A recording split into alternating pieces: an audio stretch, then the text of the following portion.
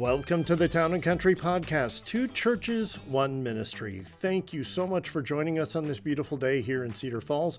I am your host, Jonathan Ilian, and welcome to this edition of the podcast. In this episode, we have returning to join us Pastor Kevin Richter, who is the pastor at St. John's Lutheran Church in Rhinebeck, Iowa, and Reverend Dr. Gerald Kapanka, who is the pastor at Immanuel Lutheran Church in Cedar Falls, Iowa. Last week, we gave you a hint that things were going to be a little different for the next several weeks. In the past set of episodes, we took a look at the book of Ephesians, and our 2 pastors chose to write on the same chapter of Ephesians, but the sermons that they preach would invariably be different from one another. For this series, our pastors are collaborating and working on producing a more precise outline structure upon which they would build their sermons, so the message that they preach will be very similar. So for this week, our pastors are focusing on the book of Haggai, and what you will be hearing today is a summary of how they came to an agreement on what they would include in their sermons.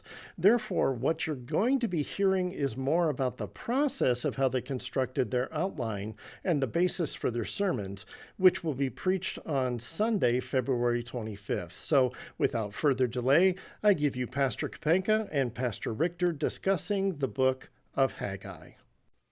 All right, so here we are looking at the prophet Haggai and what we're going to do with this in terms of preaching this minor prophet. I guess where we begin with is just beginning a sense of who is Haggai? What was his intent? What was God's purpose in calling him as a prophet? And what was the idea? So some background history. The people of Israel had been in captivity. They had been taken into Babylon. They have now been returned to Israel. They've been returned to Jerusalem. They immediately came back and with the idea of starting their rebuilding the temple. And I think in the first year they rebuilt the altar, but then they stopped. The idea of rebuilding that holy temple paused for 15 or 16 years, and they got busy doing their own thing. They went to their own houses. They got kind of their priorities focused on, building our own lives, and they forgot about God's house.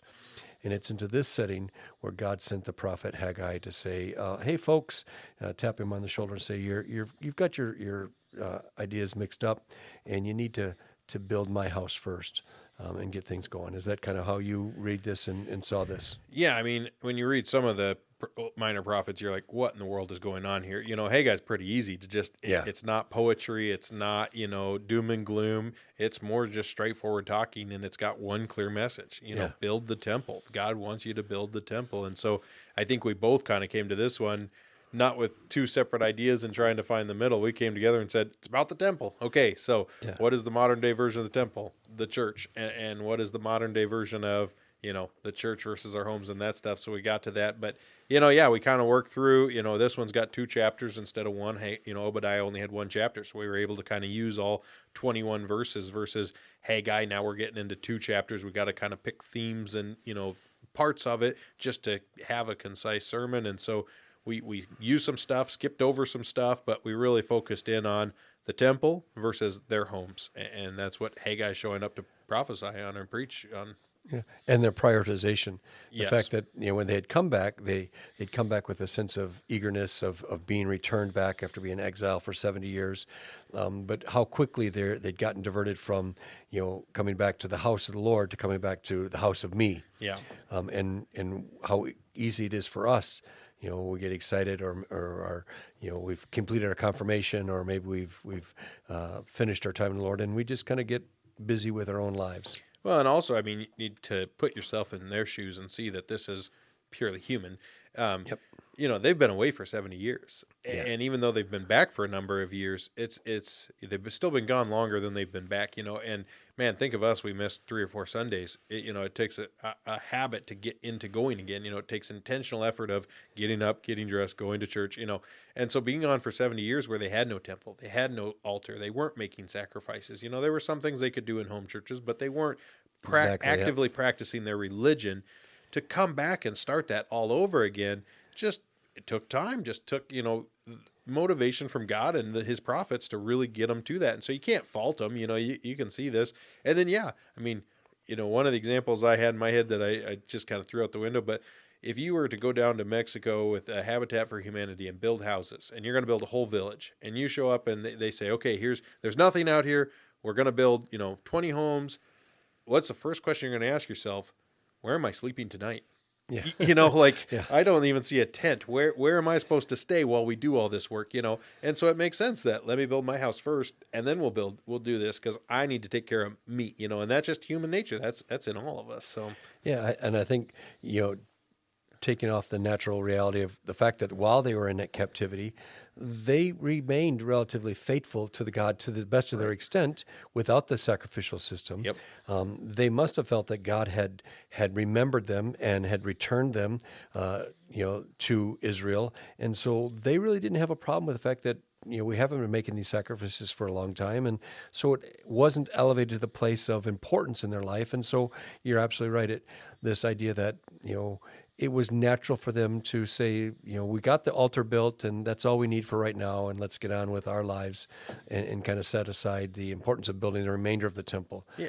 Yeah, and they obviously kept their faith alive, because as soon as Cyrus writes the edict, there's a group ready to go. They're motivated. They're believers. Zerubbabel's governor, you got Josiah the high priest, they're ready to reset it up. Something like 55,000 of them returned. Yeah. And so, it's like, we're God's people. We're doing what he wants and doing this, and it's okay, and so it's just that both and. It's not that they're opposed to God or slacking off to God. They feel like they're really doing what they're supposed to be doing.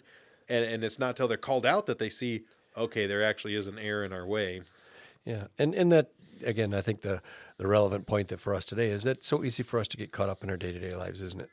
We get, it's not that we're not Christians. It's not that we're faithful. We just get busy with things in life today, and we kind of get out of practice or out of habit of taking care of business, if you will. And not that, if you feel convicted, that's on you. But, how many Christians out there feel perfectly fine going to church once a month? I'm part of the church. I attend regularly, quote unquote, how I define that.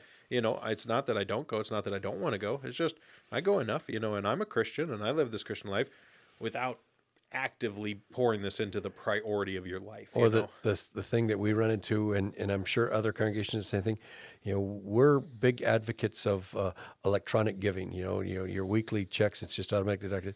When's the last time you've looked at your regular giving? Oh, well, it's been 3 or 4 or 5 years, and I give every week, but I haven't given in commensurate to what's been given to me.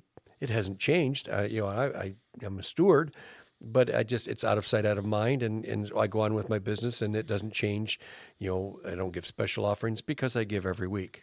That same idea. It's just, I'm not a bad person. I'm just not conscious of what I'm doing. Same thing with prayer life. When something happens that I can't figure out, I turn to prayer. But daily, morning and evening and throughout the day, good and bad, am I in conversation with God? Yeah, probably not. But, I'm a Christian. I believe, and when I need him, I go to him, And so, it's just this comfort place of complacency that's like, I'm doing what I'm supposed to be doing, and it's enough. It will get there. And God has a different message through the prophet Haggai of, nope, it's time to, strap up and get to work, and get back on what I asked you to do and instructed you to do. So, so I think we both came in with that general sense of what Haggai was called us to do and how that connected to where we are. And so how do we take that big picture and say, let's build an outline out of that you and I can then take and work with to build a sermon from. So where do we begin, and how did we start building that outline? Yeah, we kind of took the focus of God's, instruction through the prophet is to build the house. And, we grabbed some key text there. You've got, let's see here. I got to find it. The word of the Lord came by the hand of Haggai the prophet. Is it a time for you yourselves to dwell in your paneled houses while this house lies in ruin? You're living in luxurious houses. You don't just have walls. You have paneling on the walls, which is funny because everybody growing up in the 70s is like, panels luxurious, but, that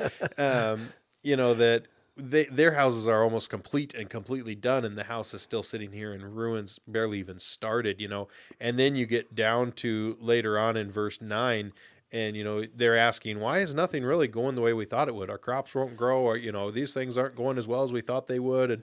And God says, why? Because of my house that lies in ruin, while each of you busies himself with his own house. And I think that was a key phrase that stuck out to both of us, because whether that's, rebuilding the temple or our lives today, how many of us are busying our lives with our own homes, our own families, while God's house is in decline? Well, God's house is sitting there, and again, we're not talking about a physical structure. I think we came to that point pretty early on. Yeah. We've all got nice buildings. You guys got like a brand new building. It's really nice, but is it full every week? Is everybody here as strong as they could possibly be in their faith?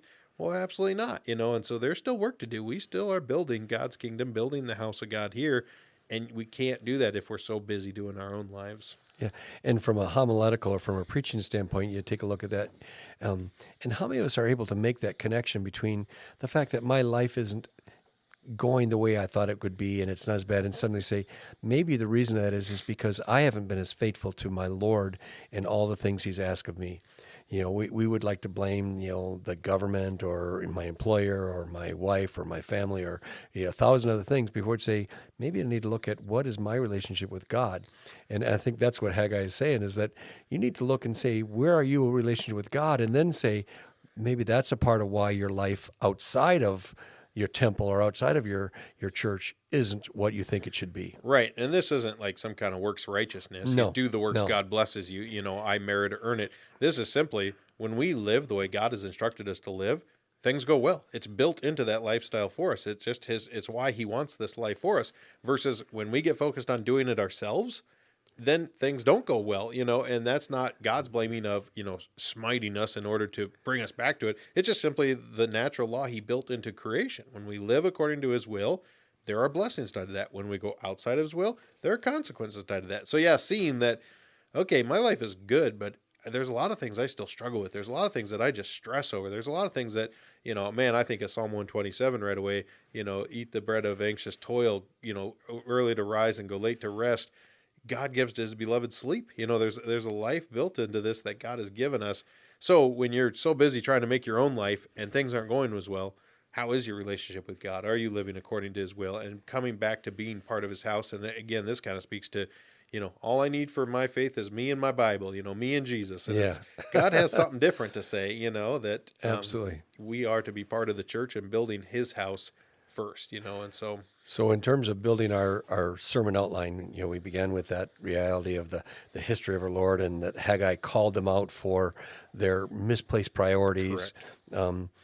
And then he calls us into building up the church. And how did we take that and say, this isn't just building up the temple?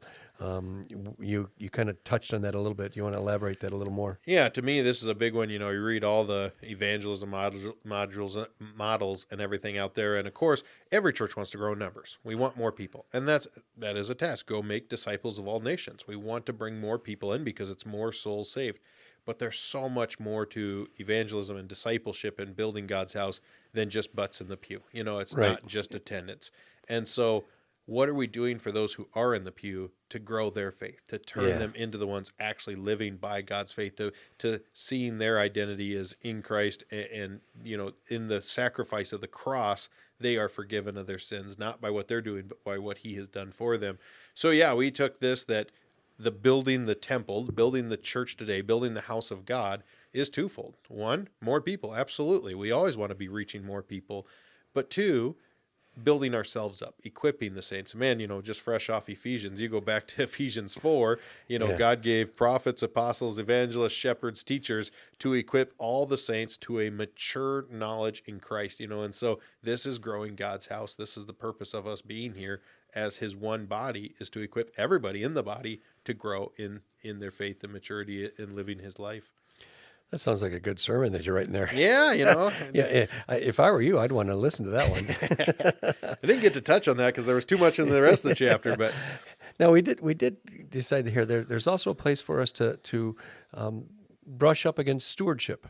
The time, talents, and treasures. And how does this tie into the message of Haggai?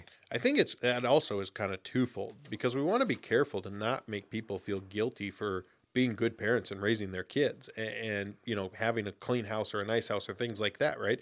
I mean, Haggai does not come to the people saying, you built your house, that's a sin. Right, yeah. It's a good work to build your house. It's a good work to busy yourself with your family to a degree, but it's got to be in the proper order. And that's all stewardship is keeping everything in the proper order. So you can build your house. You can use your resources for your own family to a degree, but you still want to keep the top priority of serving God. And so, how am I using, we threw the three big T's out there, time, talent, treasure.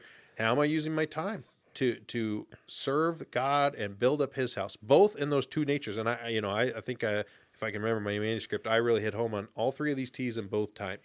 Time for reaching the lost and time for equipping the saints already in my church. Yep. How am I using my treasure to reach the lost and proclaim the gospel where it's not being proclaimed, and fund the ministry where it's happening that are supporting Christians who are already Christians? How am I using my treasure to talents to go serve those who have never been served with the love of Christ before? But how am I using my talents to serve my brothers and sisters that I see every week to build them up in their faith? And is my time, talent, treasure being used holistically for my family, my life, building up my own house? Or am I using the priority, the first part of it, the important part of it, to build up God's house, and then still using what's left to faithfully serve my family and me? So good, so good. And then we thought that we needed to bring this back to the end of chapter 2, where he talks about the signet of Zerubbabel. Now, that just seems a strange kind of a phraseology and language. That how does the signet of Zerubbabel relate to the message of priorities, of rebuilding the temple, of getting your life in order? Yeah, there's stuff in chapter 2 we decided not to bring in because, we could make it fit, but it'd be a 2-hour sermon. And so we kind of went to the end. And, Zerubbabel is a descendant of David. And so he comes back as governor. They don't, call him king. I think they've learned their lesson about having a king, so they call him governor. But really, he is in that kingship role over these 55,000 people, or how many of there are. He's the ruler and authority, and a signet ring, you push the ring into the wax and it seals it as sealed. And so he is that signet, that seal of the king who is to come from his own lineage and establish the throne of his great-great-great-grandfather David, or whatever it is, that will establish the throne of David forever, pointing to Christ. It brings us right home to Jesus, and that reminder that we don't need a altar to make sacrifices on, because the sacrifice has been made on the cross. We don't need a physical temple. The church is the people. The house of God are his children, the one body of Christ. And so this just kind of takes it to the gospel of, instead of law, how are you using your time? How are you using talent? How are you using your treasure? This reminds us why we do all these things. Why does God want his house being built up? Because it proclaims Christ. And that, to me, was the very essence of why it was important to finish the temple, was because this was pointing to the gospel comer. This was that you finish this temple, this place of sacrifice, because the great sacrifice, the final David, the final Zerubbabel, the great sacrifice, the Lamb who takes away the sin of the world, is coming to us. And that just ties it all together. Absolutely, because, what is the purpose of the church? To proclaim the gospel to the people in the world. But why do we have a physical building? Why do we meet here every Sunday in a physical space? Why do we have a budget that pays the light bills and salaries and all this? Why do we have that? Because this is where we come hear the gospel of Christ proclaimed. This is where we come receive baptism and the Lord's Supper and feed our faith to go out and do the work he has called us to do. The house of God is the people. The church are the people. And yet we need to be together. We need to have that place where we come, support and encourage and grow each other to be able to go out and do the lost. And that's why we need people to tithe to the church and give. We need people to serve and use their treasures. We need people to give time to come teach and learn and grow and serve, because we need that place where we come be the church together so that we can go be the church in the world, and all of it's to proclaim Christ. Now, the real interesting thing is to take what we've just shared here and say, what's this going to look like when we actually preach it? Well, you got to come on February 25th. That's the date. Come on that day and you'll find out.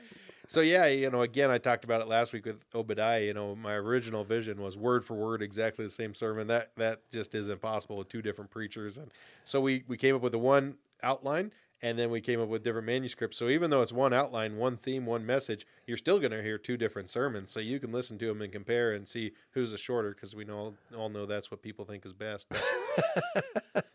Well, you also know who's the better preacher. So we're going to save you voting me off the island until at least I get immunity idol or something. Well, I like how today you just ran the outline and made me do all the preaching. So that was sneaky. I like that. That's good. Well, I'm going to rewrite my sermon before we get there. No, this has just been such a fun process to have 2 preachers' been. minds come together and look at the text and really say, if we got to boil this down to one message, one outline, what fits, what doesn't. It doesn't give us room to go off on tangents and get lost on other stuff, but to stay focused on what's the heart of the message. And just so cool, I think we've brought it back with Obadiah and now Haggai, that this text written 2,600 years ago still applies to us today and is still speaking to our lives. It's just so cool. Yeah, and I love the fact that you make me a better preacher because you have some great ideas, and perhaps there's a few tidbits that I can share with you. But this iron sharpens iron, this allowing each other to take this and make this has been a great experience for me. Something I wasn't looking forward to because I wasn't sure what it was going to look like, but I'm so thankful that we did it. It's been a lot of work, but now that I'm looking at all my Sunday sermons are done for Lent, it's like, oh, that's pretty nice. So yeah. All right. Well, thank you, and we'll look forward to seeing what the Lord turns out with this. Thank you for choosing to join us for the Town and Country Podcast, 2 churches, 1 ministry. We invite you to come back next week as we bring you the next episode in this series on the Minor Prophets, which will be on the book of Nahum. Once again, special thanks goes out to our audio engineer, Mr. Dave Kaler, for setting up this podcast. You are awesome, sir, and we thank you very much for your help. On behalf of Pastor Kevin and Pastor Kapenka, I am your host, Jonathan Ilian, and we invite you to come back next week as we bring you the next installment of the Town and Country Podcast. Thanks again, and have a great week.